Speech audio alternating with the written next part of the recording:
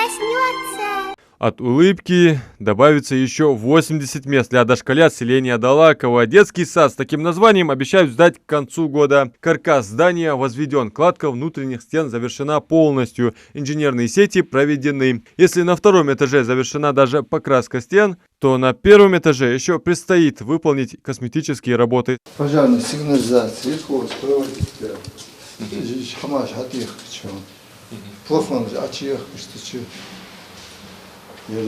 Строители намерены завершить работы с опережением графика. Уже сейчас завозится мебель, ждет своего часа и оборудование для пищеблока. Плита, электроплита, жарочный шкаф, отдельно жарочный шкаф, услатыш, картофель чистки. Оборудование, хачалык, нара.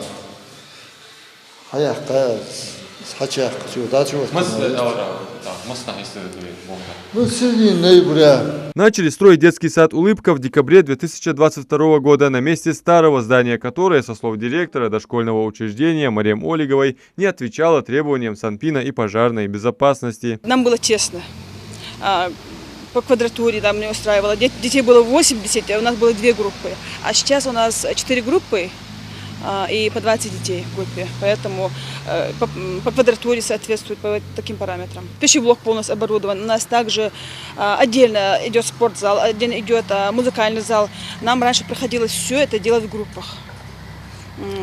А сейчас уже все соответствует всем этим стандартам.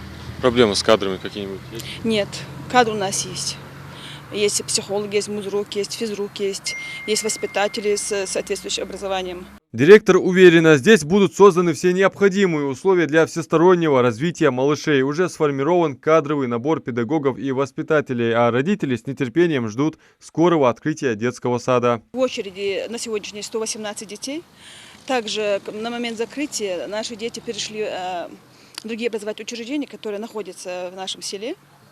Вот эти дети тоже должны обратно перейти в свое образовательное учреждение, а также в очереди, которые стоят.